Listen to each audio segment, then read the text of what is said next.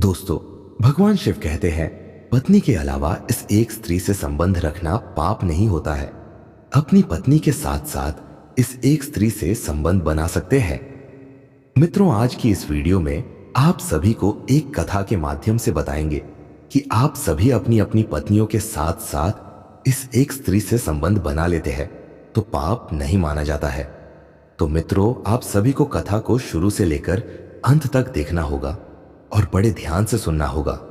तभी आप सभी को पता चलेगा कि वह कौन सी स्त्री है जिसके साथ प्रत्येक पुरुष अपनी अपनी नींव को छोड़कर उस एक स्त्री के साथ संबंध बना सकते हैं।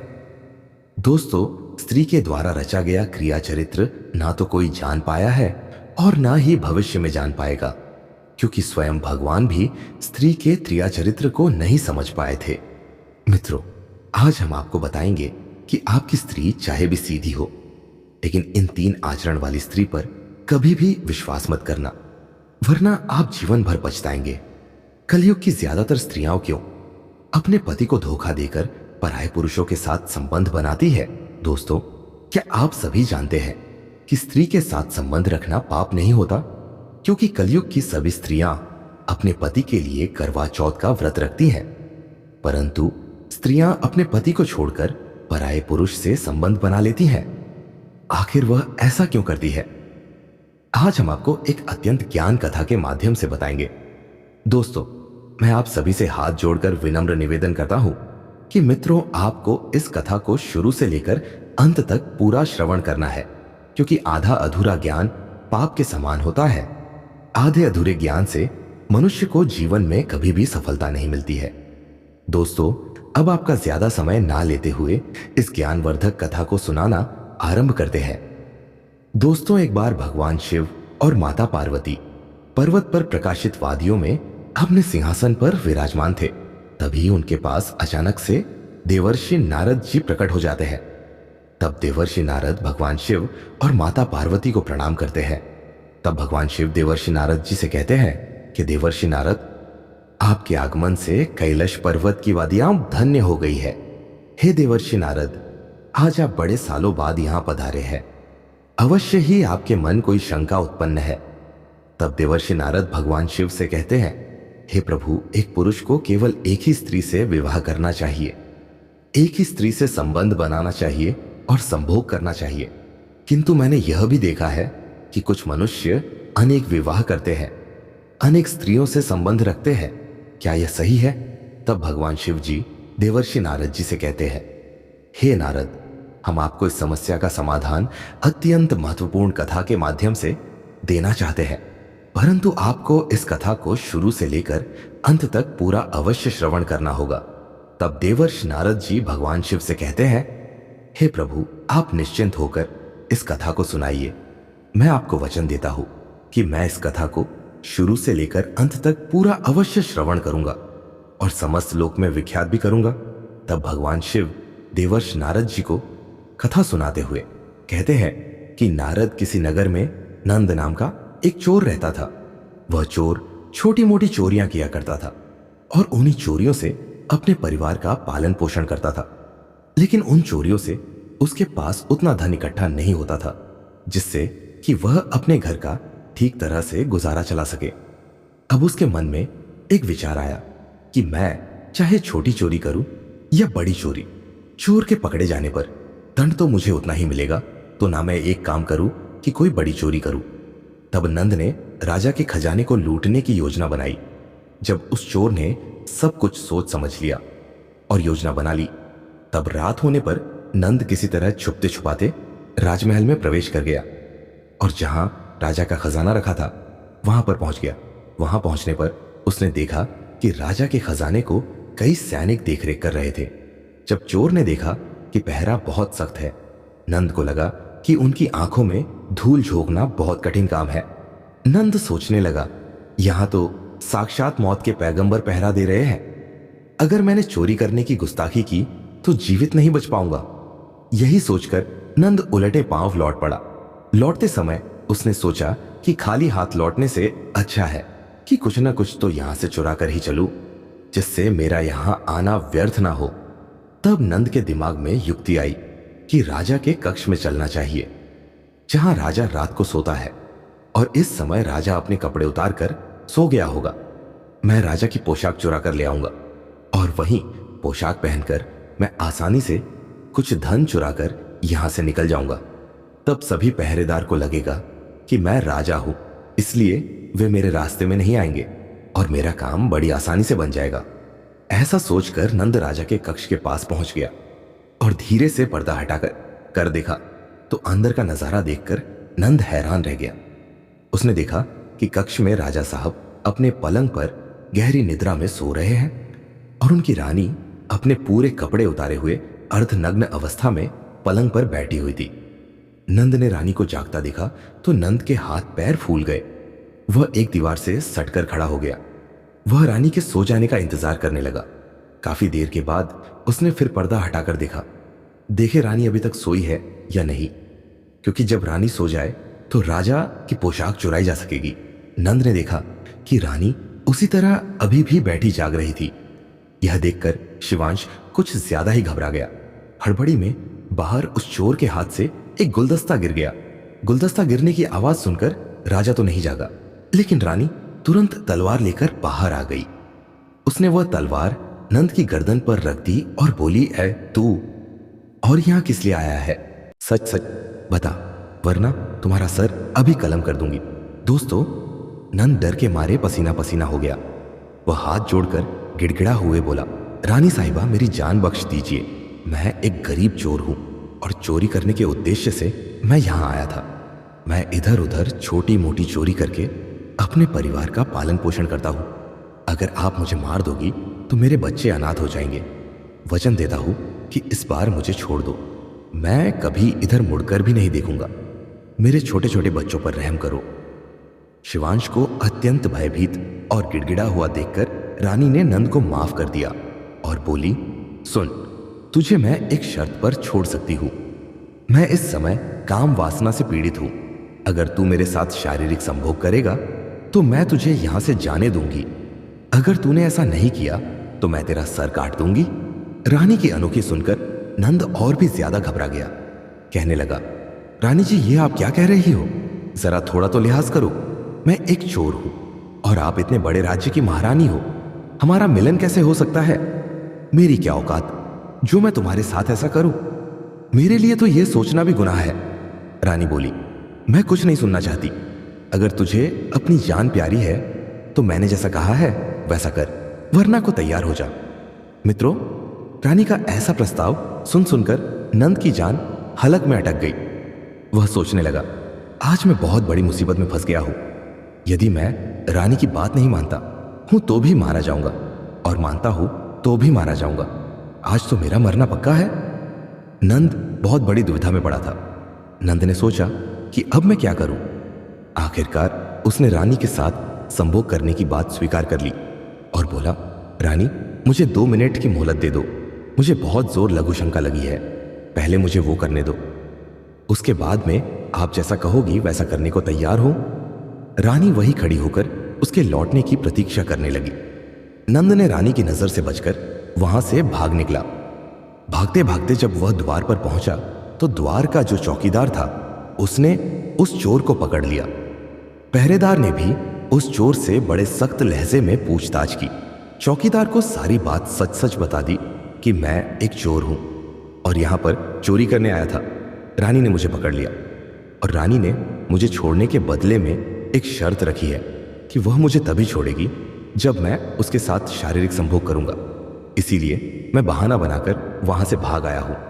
जब पहरेदार ने चोर की बातें सुनी, नंद उसी तरह गिड़गिड़ाकर पहरेदार से भी छोड़ देने का आग्रह करने लगा। पहरेदार बोला, देख भाई, हम उसे एक शर्त पर जाने दे सकते हैं और मेरी शर्त यह है कि तुम्हें फिर से रानी के पास लौटकर जाना होगा और रानी से कहना होगा कि मैं तुम्हारे साथ शारीरिक संभोग करने के लिए तैयार हूं, किंतु उससे पहले तुम्हें अपने हाथ से राजा को मारना होगा। उसके बाद हम तुम्हें जाने देंगे। पहरेदार की यह शर्त नंद को और भी ज्यादा कठिन लगी। नंद ने सोचा, अगर पहले ही मैं रानी के साथ संभोग कर लेता तो वैसे तो प्राण बच सकता थे, परंतु अब नहीं बचेंगे। अगर रानी से मैंने यह बात कही तो वह मेरा सर काट देंगी। अब तो नंद को चारों तरफ मौत ही मौत दिखाई दे रही थी। वह चाहे इधर जाए या उधर, उसको तो कटना ही कटना है। अब नंद विवश हो गया तो मजबूर होकर नंद पीछे को लौट गया और रानी के पास जाकर बोला, रानी साहिबा, हम तुम्हारे साथ शारीरिक संभोग तो करेंगे, लेकिन मुझे एक बात का डर है। अगर उस समय साहब जाग गए तो ना आप बचोगी ना ही मैं बच पाऊंगा। राजा साहब, हम दोनों को मार डालेंगे, इसलिए मेरे साथ संभोग बनाने से पहले तुम्हें एक काम करना होगा। तुम अपने हाथों से ही राजा का सर काट दो, फिर हम निर्भय हो जाएंगे और सुखपूर्वक संभोग कर सकेंगे। अगर तुम इतना काम कर सको तब तो मुझे तुम्हारी शर्त मंजूर है, वरना मैं तुम्हारे हाथों से मरना उचित समझूंगा। आप मुझे मार दीजिए। काम वासना में वशीभूत थी। रानी नंद से कहने लगी, ठहरो, यह कितनी बड़ी बात है। मैं अभी राजा साहब को मौत की घाट उतारे दे रही हूं। इतना कहकर रानी ने दोनों हाथों से तलवार पकड़ी और सोते हुए अपने पति की गर्दन को काट दिया। कहते हैं ना, जिनका मन काम वासना के वशीभूत होता है वे उस समय अंधे हो जाते हैं। वे उस समय अपने सबसे प्रिय मनुष्य की मृत्यु भी कर सकते हैं, कुल का विनाश भी देख सकते हैं, को बंधन में भी डाल सकते हैं। उस समय वे काम वासना में अंधे होते हैं। कहते हैं रानी ने जब अपने हाथों से अपने ही पति को मार डाला तो राजा के रक्त से पूरा कक्ष लाल हो गया। राजा के रक्त से रानी भीग गई थी। इतना भयंकर मंजर देखकर रानी कुछ देर के लिए बेहोश हो गई। उसी समय नंद को मौका मिल गया। वह वहां से तुरंत ही भाग निकला। इधर सुबह राजमहल में हंगामा हो गया कि किसी ने राजा को मार डाला है, मगर राजा को मारने वाले का कोई पता नहीं चल पा रहा था। सब लोग बड़े आश्चर्य में कि सोते हुए राजा को कौन मार गया। इधर रानी भी धाड़ मार मार कर रो रही थी। इस रहस्य को पूरे राजमहल में केवल एक पहरेदार ही जानता था कि रानी और उस चोर में से किसी एक ने ही राजा को मारा है, परंतु उसने इस बात की चर्चा किसी से भी नहीं कि इधर राजा की अंतिम संस्कार की क्रिया की तैयारी पूरी हो चुकी थी। उधर रानी ने घोषणा की कि वह अपने राजा के साथ सती होना चाहती है। यह रानी पर किसी ने और भी संदेह नहीं किया कि रानी अगर ऐसा करती तो वह राजा के साथ सती क्यों होती। रानी श्रृंगार करके राजा के साथ चिता पर जाकर ही बैठ गई। राज के सभी अधिकारी राजा की चिता पर एक एक करके लकड़ी रखते जाते थे और उन्हें नमन करके पीछे लौट जाते थे। इस प्रकार से सबसे बाद में उस पहरेदार का नंबर आया। वह पहरेदार भी राजा की चिता पर लकड़ी रखने गया। वह तो इस रहस्य को था। उसने धीरे से रानी से कहा, महारानी, आप तो सती हो जाओगी, इतना तो बता ही दो कि राज को आपने मारा था या उस नंद चोर ने। यह सुनकर रानी चौंक पड़ी। वह समझ गई कि इसका मतलब इस भेंट को यह पहरेदार भी जानता है। रानी बोली, सुन राजा को, ना तो मैंने मारा है ना उस चोर ने। अगर तुझे यह जानना है कि राजा को किसने मारा है तो तू यहां से चला जा और मैं जो स्थान बताती हूं वहां पर जा। तब रानी आगे नगर से बाहर पश्चिम दिशा में जंगल के अंदर कुटिया बनाकर एक वृद्ध साध्वी रहती है। तुझे इस रहस्य को जरूर बता देगी। पहरेदार को यह रहस्य सब जानना था, इसलिए वह अगली सुबह ही रानी के बताए गए रास्ते के अनुसार ही जंगल में चला गया। जंगल में पहुंचने पर उसे एक कुटिया दिखाई दी। जब उसने उस कुटिया को देखा तो उस कुटिया के पास एक साध्वी खड़ी थी। पहरेदार ने जाकर उन साध्वी मां के पैर पकड़ ली और बोल, मां जी, मैं एक रहस्य जानने आया हूं कि राजा की हत्या किसने की वह साध्वी कहती है। बेटा, अगर तुझे यह रहस्य जानना है तो तुझे एक काम करना होगा। मेरी कुटिया के बाहर एक भेड़ बंधी हुई है, तू अपनी तलवार से उसका सर काट दे। सर कटते ही भेड़ का धड़ वहीं गिर जाएगा और वह सर हवा में उड़ने लगेगा। तो उस भेड़ के सिर का पीछा करते हुए जाना। वह भेड़ का सिर तुझे जहां भी ले जाए वहां पहुंचकर तुझे सवाल का जवाब मिल जाएगा कि राजा को किसने मारा है। अब तो पहरेदार ने वैसा ही किया। कुटिया के बाहर एक भेड़ बंधी हुई थी। पहरेदार ने अपनी तलवार से उस भेड़ का सर काट दिया। सिर कटते ही वह सिर हवा में उड़ने लगा। वह सिर उड़ता हुआ उस पहरेदार को एक भयंकर वन के बीच ले गया। उस वन में गुफा बनी हुई। फिर उस गुफा के द्वार पर जाकर वह सिर उतर गया। पहरेदार सोचने लगा कि इस जंगल में ना तो कोई मालूम पड़ रहा है, यहां भला मुझे कौन राजा की मौत का रहस्य बताएगा। वह गुफा के द्वार पर खड़ा खड़ा यही सोच रहा था। वह गुफा एक बड़े ही भयानक राक्षस की थी।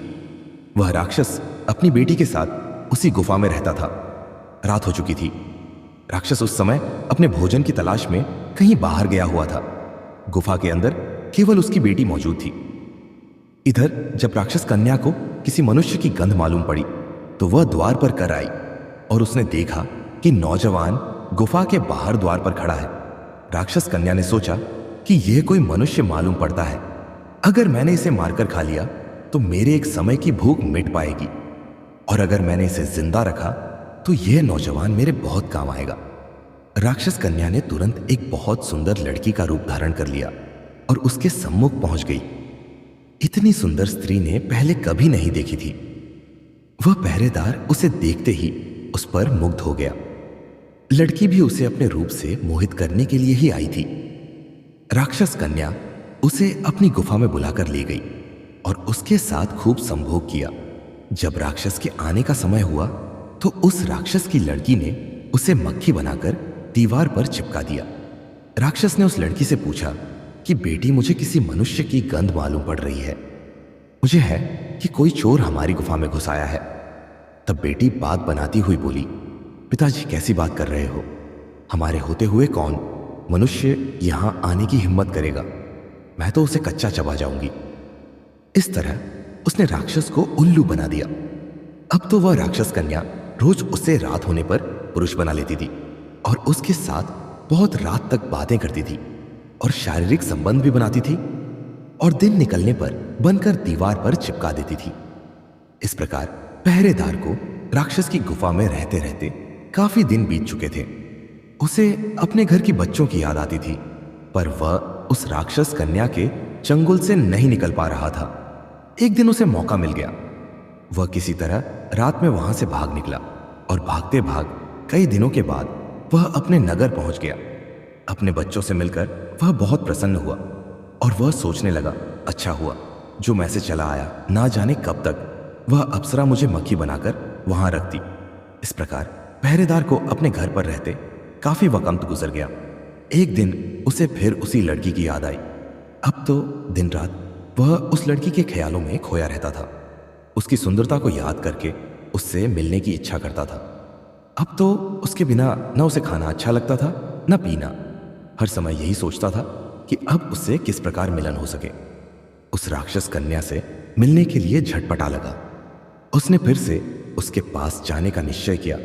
उसने सोचा कि पिछली बार तो मुझे उस साध्वी ने पहुंचा दिया था। मैं रास्ते में वहां से भाग कर आया हूं।